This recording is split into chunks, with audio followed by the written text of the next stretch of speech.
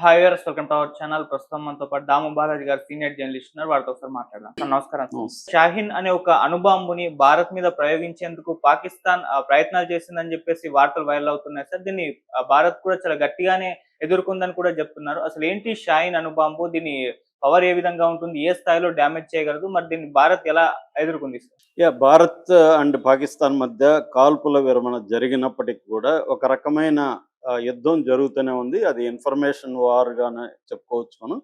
So ఒక పక్క మనం ప్రపంచవ్యాప్తంగా మన వెర్షన్ని వినిపించడానికి 7 బృందాల్ని రెడీ చేశారు. మొత్తం 59 మందితో కూడిన 7 బృందాలు 35 దేశాలకు వెళ్ళి మన అభిప్రాయాల్ని, మన విషయాల్ని దాదాపు 10 రోజుల పాటు చెప్పబోతున్నారు. దీనికి ప్రతిస్పందనగా పాకిస్తాన్ కూడా ఆల్ పార్టీ బృందాలను ఏర్పాటు చేసి వాళ్ళు కూడా కొన్ని దేశాలకు వెళ్ళి వాళ్ళ వెర్షన్ని చెప్పబోతున్నారు. ఇప్పుడేమవుతుందంటే ఇండియాలో అనేక విషయాల్ని మిలిటరీ అధికారులు బయటపెడుతున్నారు. ఇప్పుడు కొత్తగా ఒక సంచలనమైన విషయాన్ని బయటపెట్టారు. అదేంటంటే షాహీన్ అణుబాంబు ని ఇండియా మీద ప్రయోగించాలని పాకిస్తాన్ అనుకున్నది అనే వార్తలు వస్తున్నాయి. అసలు ఏంటి షాహీన్ అణుబాంబు?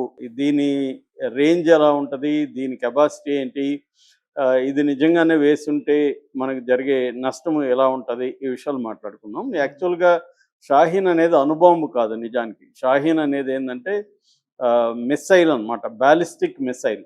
దీన్ని ఎంఆర్బిఎం అని చెప్తుంటారు, అంటే మిడ్ రేంజ్ బాలిస్టిక్ మిస్సైల్. ఈ మిసైల్ అనేది ఈ వార్ హెడ్స్ని కానీ లేకపోతే నార్మల్ అంటే న్యూక్లియర్ హెడ్స్ని కానీ లేదా వార్ హెడ్స్ని కానీ క్యారీ చేసి ఇది దాన్ని రిలీజ్ చేస్తుంది. అది వచ్చి మన భూభాగాల మీద అటాక్ చేస్తాయి. ఇది బేసిక్గా మిసైల్స్ అనమాట. ఇవి షాహీన్ అనేది వాళ్ళకి అత్యుత్తమ మిసైల్ వాళ్ళ దగ్గర ఉంది. ఈ షాహీన్లో కూడా మళ్ళీ ప్రధానంగా 3 రకాలు ఉన్నాయన్నమాట. ఒకటి షాహీన్ 1. షాహీన్ అంటే అర్థం ఫాల్కన్ అంటాం. ఫాల్కన్ అంటే గద్దలో ఒక రకాన్ని షాహీన్ అని పిలుస్తారు పాకిస్తాన్లో. దాని సింబల్గా అది పెట్టారు. సో ఈ షాహీన్ 1 రేంజ్ వచ్చి 650 కిలోమీటర్ల నుంచి 900 కిలోమీటర్ల వరకు షాహీన్ 1 రేంజ్ ఉంటుంది. అంటే మన north India and central India మీద అటాక్ చేయొచ్చు అనమాట ఈ రేంజ్లో. సో దీని పేలోడ్ వచ్చి 1000 కేజీలను కూడా ఇది క్యారీ చేయగలదు. మన న్యూక్లియర్ వార్ హెడ్ అయితే 15 నుంచి 35 కిలో టన్స్ అంటారు. కిలో టన్స్ని అది క్యారీ చేయగలదు అనమాట. సో ఇది 1999లో దీన్ని వీళ్ళు సిద్ధం చేశారు. పాకిస్తాన్ ఏం చెప్పుకుంటుందంటే ఇది మా ఇండిజినస్గా మేమే తయారు చేసాం, పాకిస్తాన్ నేషనల్ డెవలప్మెంట్ కాంప్లెక్స్లో ఇది రెడీ చేసామని చెప్తారు. కానీ దీని వెనక చైనా టెక్నాలజీ ఉందని అందరికీ తెలిసిన విషయమే. చైనాలోకి సంబంధించి DF-11 అండ్ DF-25 మిసైల్స్ ఉన్నాయి. ఆ మిసైల్ టెక్నాలజీనే ఈ షాహీన్ టెక్నాలజీలో కూడా వాడారనేది మనకు వస్తున్న వార్త. సో ఇది షాహీన్ 1. షాహీన్ 2 వచ్చి దీని రేంజ్ ఇంకా ఎక్కువ, 1500 కిలోమీటర్ల నుంచి 2000 కిలోమీటర్ల వరకు కూడా దీన్ని వేయచ్చు అనమాట. దీని పేలోడ్ 700 నుంచి 1200 కేజీల వరకు పేలోడ్ ఉంటుంది. అంటే అంత వెయిట్ ఉన్న వార్ హెడ్ని అది తీసుకెళ్ళగలదు, రిలీజ్ చేయగలదు. సో ఇది 2010 నుంచి ఆపరేషన్లోకి వచ్చింది, ఏది షాహీన్ 2. ఇక అన్నిటికంటే చాలా పవర్ఫుల్ వచ్చి షాహీన్ 3. ఇది 2750 కిలోమీటర్ల దూరం ప్రయాణించగలదు. అంటే ఆల్మోస్ట్ మన ఇండియా ఇప్పుడు మన హైదరాబాదు ఇంటర్నేషనల్ బార్డర్కి పాకిస్తాన్కి మనకి ఇంటర్నేషనల్ బార్డర్ 3323 కిలోమీటర్లు ఉంటుంది. ఈ ఇంటర్నేషనల్ బార్డర్కి హైదరాబాదు 1500 కిలోమీటర్ల దూరంలో ఉంటుంది. సో దీని రేంజ్ అంతా 2750 కిలోమీటర్లు. అంటే మొత్తం సౌత్ ఇండియా, మొత్తం whole India including south India. చాలామంది ఏమనుకుంటారు, సౌత్ ఇండియాకి ఏం కాదు, సెంట్రల్ ఇండియా లేకపోతే నార్త్ ఇండియాకి అటాక్ అవుతుంది తప్ప సౌత్ ఇండియాకి అనుకునే వాళ్ళు ఉన్నారు. కానీ అదేమి లేదు.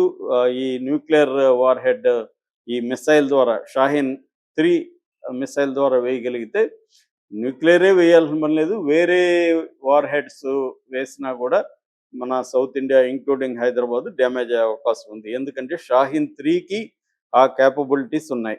2750 కిలోమీటర్ల వరకు కూడా ఇది వెళ్ళగలదు.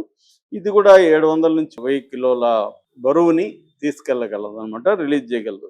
అంటే ఇవన్నీ ఎందుకంటే ఒక డిటరెన్స్ అంటారు. అంటే మా దేశం మీద మీరు conventional all out war declare చేస్తే మేము న్యూక్లియర్ వార్ హెడ్స్ని వేస్తామని.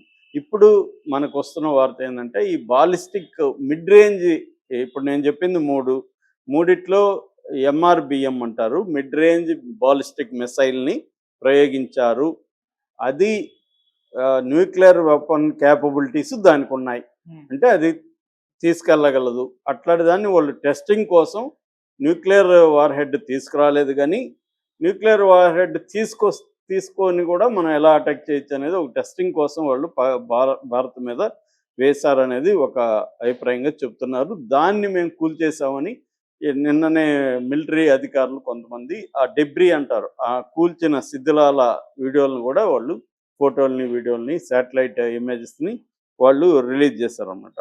సో దీన్ని మన వాళ్ళు ఎలా ఎదుర్కొన్నారంటే, వీళ్ళకి ముందుగానే ఇన్ఫర్మేషన్, ఇంటెలిజెన్స్ నెట్వర్క్ యాక్టివ్గా ఇండియాలో ఉండడం వల్ల వాళ్ళు ఎటువంటివి ప్రయోగించబోతున్నారు అనేది మన ఇంటెలిజెన్స్ నెట్వర్క్స్, మన రాడార్స్ పసిగట్టడం వల్ల మన S-400 అండ్ ఆకాష్, S-400 ఏమో మనం రష్యా నుంచి తీసుకున్నాం, ఆకాష్ ఏమో మనం ఇండిజినస్గా డెవలప్ చేస్తాం. మన హైదరాబాద్లో కూడా దానికి సంబంధించిన టెక్నాలజీని చాలా మంది అందించారనమాట. ఇక్కడ కూడా DRDO కూడా దానికి హెల్ప్ చేసింది. సో ఆకాష్ ఇది, తర్వాత మన ఎయిర్ డిఫెన్స్ సిస్టమ్ S-400, వీటి ద్వారా మనం వీటిని బ్రేక్ చేసాం. ఎందుకంటే మనకి మనం ఎప్పుడైతే ఆపరేషన్ సింధూర్ స్టార్ట్ చేసి వాళ్ళ 9 స్థావరాల మీద, టెర్రరిస్ట్ స్థావరాల మీద అటాక్ చేసామో, దానికి రిటాలియేటరీగా వాళ్ళు 15 టౌన్స్ మీద, సిటీస్ మీద వాళ్ళు అటాక్ చేశారు. సో అటాక్లో భాగంగా 8వ తేదీ అర్లీ మార్నింగు మన గోల్డెన్ టెంపుల్ ఉంది ఎక్కడ, అమృత్సర్లో, పంజాబ్లో, దాని మీద కూడా వాళ్ళు అటాక్ చేయడానికి ట్రై చేశారు. అప్పుడు మన వాళ్ళు ఈ ఎయిర్ డిఫెన్స్ సిస్టమ్ ద్వారా దాన్ని ఎదుర్కొన్నారనేది ఇప్పుడు వస్తున్న కొత్త వార్త. అంటే పాకిస్తాన్, మనం ఇంతకుముందు కూడా చెప్పుకున్నాం, పాకిస్తాన్ అణుబాంబు ఉన్న ఫెసిలిటీస్ ఉన్న, న్యూక్లియర్ ఫెసిలిటీస్ ఉన్న మన కిరాణా హిల్స్ దగ్గరలో ఉన్న నూర్ఖాన్ ఎయిర్ బేస్ మీద మనం అటాక్ చేసాం. అది లీక్ అయిందని కూడా వార్తలు వచ్చింది. దాన్ని అంతర్జాతీయ అణుబాంబు ఎనర్జీ ఏదైతే ఉందో దానికి సంబంధించి వాళ్ళు కూడా, ఆ సంస్థ కూడా ఖండించారు. అట్లాంటిది ఏమీ లేదు, అట్లాంటి జరిగితే పెద్ద ఎత్తున ఉంటుంది, అది పాకిస్తాన్కి పరిమితం కాదు, ఇండియాకి కూడా వ్యాపించే అవకాశం ఉంది. కాబట్టి ఎందుకంటే బార్డర్ ఏరియాలకు కూడా ఆ లీకేజ్ అనేది వస్తుంది, ఇండియా కూడా అటువంటి పని చేసే అవకాశం లేదు. ఎందుకంటే అది సూయిసైడల్ వ్యవహారం. ఎప్పుడైనా న్యూక్లియర్ అంటే మన దేశానికి మాత్రం ఎఫెక్ట్ కాదు, రేపు పొద్దున పాకిస్తాన్కి కూడా అది ఎఫెక్ట్ అయ్యే అవకాశాలు ఉంటాయి. అందుకని న్యూక్లియర్ వెపన్ అనేది ఒక డిటరెన్స్ అంటే మా దగ్గర న్యూక్లియర్ వెపన్ ఉందంటే మా మీదకి ఎవరు ఫుల్ ఫ్లెడ్జ్డ్ వార్కి రారు అన్న ఒక డిటరెన్స్ అంటారు దాన్ని. అటువంటి డిటరెన్స్ కానీ ఇండియా కానీ పాకిస్తాన్ కానీ వాడుతుంది తప్ప వేసే పరిస్థితి లేదు పాకిస్తాన్కి కూడా. అది సూయిసైడల్ అవుతుంది, అది ఇంటర్నేషనల్ కమ్యూనిటీ కూడా ఒప్పుకునే పరిస్థితి లేదు. ఒక్కసారి ఒక దేశంగా న్యూక్లియర్ వెపన్స్ వేస్తే ప్రపంచం అంతా ఏకమై ఆ దేశాన్ని నాశనం చేసే పరిస్థితి ఉంటుంది. అసలు ఇంకా మ్యాప్లో కూడా కనబడదు పాకిస్తాన్. కాకపోతే ఏంటంటే ఈ న్యూక్లియర్ క్యాపబుల్ అయిన ఈ షాహీన్ 1 కానీ లేదా 2 కానీ, థర్డ్ అయితే లేదని చెప్తున్నారు, 1 కానీ 2 కానీ. ఎందుకంటే ఇవన్నీ కూడా వాళ్ళు అటాక్ చేసినవన్నీ కూడా నార్త్ ఇండియా, సెంట్రల్ ఇండియా, అంటే ఢిల్లీ, మన గుజరాత్, రాజస్థాను, తర్వాత పంజాబు, జమ్మూ కాశ్మీర్, ఈ ఏరియాలని ప్లాన్ చేసుకుని వాళ్ళు అటాక్ చేశారు. కాబట్టి షాహీన్ 1 కానీ షాహీన్ 2 కానీ ఉండొచ్చు అనేది ఇప్పుడు మన వాళ్ళు చెప్తున్న వార్త అన్నమాట. Okay, thank you so much.